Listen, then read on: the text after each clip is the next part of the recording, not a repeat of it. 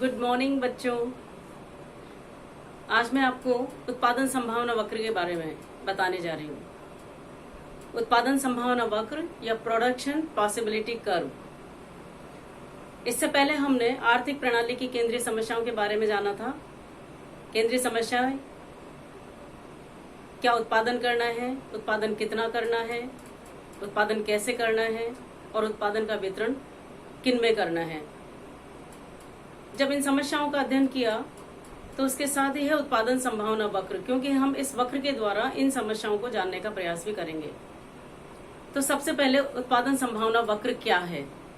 इसे शॉर्ट में हम पीपीसी भी कह सकते हैं, प्रोडक्शन पॉसिबिलिटी कर्व या पीपीसी। इसे प्रोडक्शन पॉसिबिलिटी फ्रंटियर भी कहा जाता है, तो पीपीएफ भी कह सकते हैं। तो सबसे पहले उत्पादन की परिभाषा या उत्पादन संभावना वक्र, प्रोडक्शन पॉसिबिलिटी कर्व क्या है, इसकी क्या मान्यताएं हैं और इसके कौन कौन से पॉइंट्स हैं जो हमें डिस्कस करने चाहिए। सबसे पहले उत्पादन संभावना वक्र या प्रोडक्शन पॉसिबिलिटी कर्व की परिभाषा के रूप में, it is an alternative combination of production of two goods with the given resources and technology. कहने का मतलब है उत्पाद तकनीकी ज्ञान के तथा उत्पादन के साधनों के दिए हुए होने पर दो वस्तुओं के विभिन्न संयोगों को बताने वाला वक्र उत्पादन संभावना वक्र कहलाता है। इसमें केवल दो वस्तुओं का उत्पादन ही किया जाएगा ऐसा माना जाता है और दिए गए साधनों के साथ, दी गई टेक्नोलॉजी के साथ एक अर्थव्यवस्था उत्पादन के विभिन्न अधिकतम संयोगों को प्रदर्शित करती है। इसलिए इसे, जैसा कि नाम से स्पष्ट है, प्रोडक्शन पॉसिबिलिटी कर्व, एक ऐसा कर्व या एक ऐसा वक्र जो कि संभावना को बताता है। किसकी संभावना को? उत्पादन की संभावनाओं को। तो उत्पादन की अधिकतम संभावनाओं को व्यक्त करने वाला वक्र उत्पादन संभावना वक्र कहलाता है, बशर्ते इसमें जो उत्पादन के साधन हैं वो दिए गए हो, निश्चित हो, टेक्नोलॉजी हो वो दी गई हो, उसके बारे में जानकारी हो। उत्पादन संभावना वक्र, जैसा कि आप देख रहे हैं रेखा चित्र में, इसका स्वरूप इस तरह से होता है। इसके बारे में हम बाद में अध्ययन करेंगे। सबसे पहले इस वक्र को बनाने से संबंधित हम एजम्पशंस या मान्यताओं के बारे में चर्चा करेंगे। अर्थव्यवस्था में कोई भी नियम या सिद्धांत, उसको प्रूव करने के लिए यह जानना आवश्यक है कि इसके मान्यताएं क्या हैं।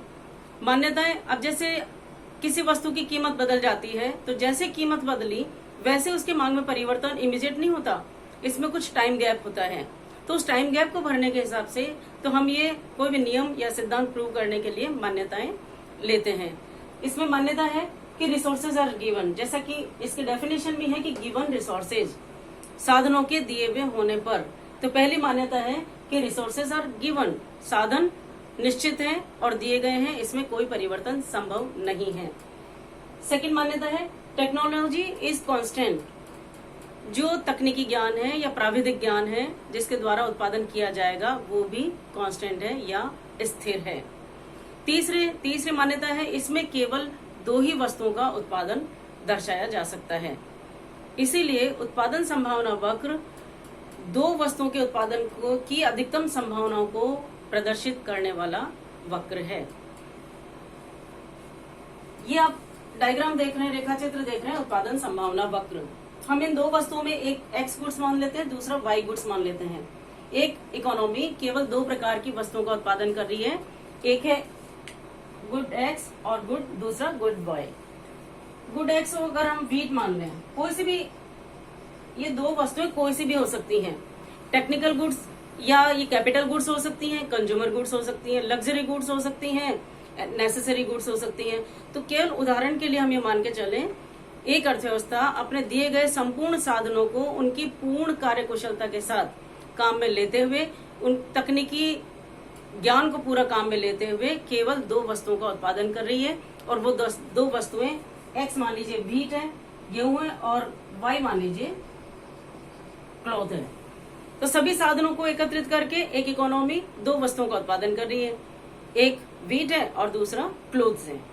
अब जब साधन दिए गए हैं, उन साधनों से यदि एक इकोनॉमी उत्पादन करती है तो ये ए से बी तक ये उत्पादन की संभावना को व्यक्त करने वाली एक सीमा रेखा है। यह उत्पादन की सीमा रेखा, इसके व्यवहार उत्पादन कर नहीं सकता, क्योंकि जो साधन है उन दिए गए साधनों में वह ओ से ए। अगर एक इकोनॉमी अपने सभी साधनों को केवल क्लोथ के उत्पादन में लगा दे तो वह इतनी मात्रा, ये ओ ए मात्रा क्लोथ की प्राप्त करेगी, दूसरी वस्तु का कोई उत्पादन नहीं होगा। और नेचुरल है, यदि हम सारे साधनों को एक ही प्रकार की वस्तु के उत्पादन में लगा देंगे तो निश्चित रूप से दूसरे वस्तु का उत्पादन शून्य होगा, जीरो होगा। इसी तरह से सभी साधनों को हम केवल वीट के उत्पादन में लगा दें तो सारा उत्पादन ओ से लेकर बी तक, ये सारा उत्पादन वीट का उत्पादन होगा, जबकि क्लोथ का उत्पादन जीरो होगा। तो ए से बी तक ये जो रेखा दिखाई दे रही है आपको, ये है उत्पादन संभावना वक्र। अब हम ये मान लें कि सभी साधनों की कीमत, भूमि, पूंजी, श्रम, ये सब हम 10 लाख रुपए में खरीद सकते हैं और उनसे वो 10 लाख रुपए खर्च करके हम इतना उत्पादन प्राप्त कर सकते हैं। ये जो लाइन आपको ए से बी तक दिखाई गई है, इसमें यदि हम यहाँ पर हैं रेखा चित्र में तो इतनी मात्रा में यहाँ होने का मतलब, इस पॉइंट पे होने का मतलब ये है कि ओ से लेके Y1 तक इतनी मात्रा में क्लोथ उत्पादित किए जाएंगे और OX1 ये जो मात्रा है इतनी मात्रा में वीट का उत्पादन होगा।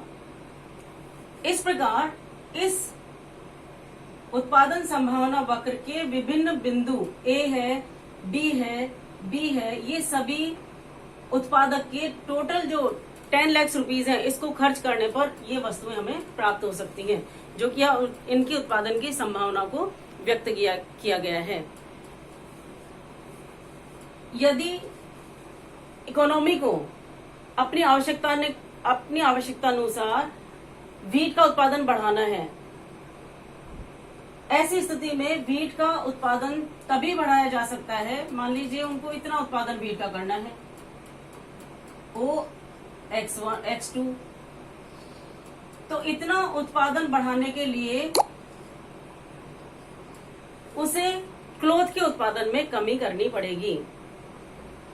तो ये कहलाता है कि साधनों का हस्तांतरण, साधनों को एक स्थान से हटाकर, क्लोथ के उत्पादन से साधनों को हटाकर वीट के उत्पादन में साधनों को ट्रांसफर करना पड़ेगा। तो साधन की मात्रा बढ़ा नहीं सकते, लेकिन साधनों का प्रयोग एक स्थान से दूसरे स्थान पर किया जा सकता है। तो इस प्रकार ये उत्पादन संभावना वक्र उत्पादन की अधिकतम विभिन्न संभावनाओं को बताने वाला वक्र कहलाता है। इसमें लेकिन ये इस बात का निर्धारण करना जरूरी है कि एक इकोनॉमी अपने साधनों को पूर्ण रूप से, उनके पूर्ण कार्यकुशलता से उपयोग में ले। ये देखना होगा कि कोई साधन कहीं बेकार तो नहीं पड़े हैं। मतलब 100% प्रोडक्शन का, फैक्टर ऑफ प्रोडक्शन का यूज करना आवश्यक है, तभी कोई इकोनॉमी इस रेखा पर रह सकती है।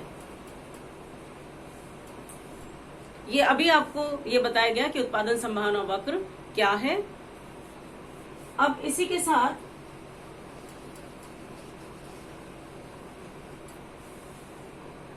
मैं आपको ये बताना चाहती हूँ कि पीपीसी के पॉइंट्स क्या हैं।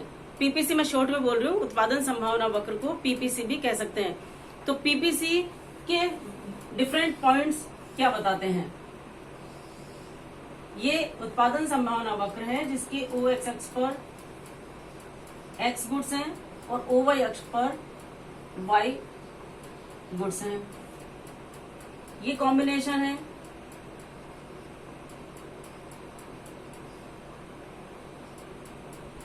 A, B, C, D, E इस प्रोडक्शन पॉसिबिलिटी कर्व के विभिन्न संयोग हैं, जिस पर एक इकोनॉमी मान लीजिए पूरे 10 लाख रुपीस खर्च करके ये कॉम्बिनेशन प्राप्त करती है। अगर ये पॉइंट मान लीजिए F है और एक पॉइंट यहां पर बार G है।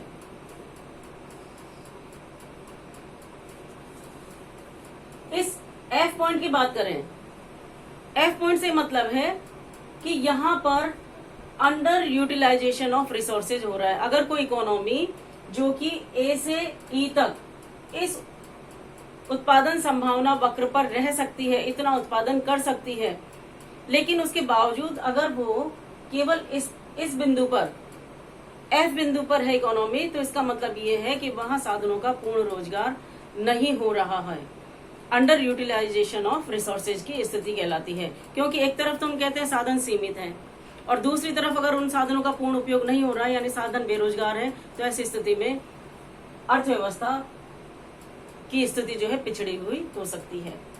इसके विपरीत हम ये कहें कि एक जी बिंदु है, तो यहां उत्पादन करना चाहती है कोई इकोनॉमी।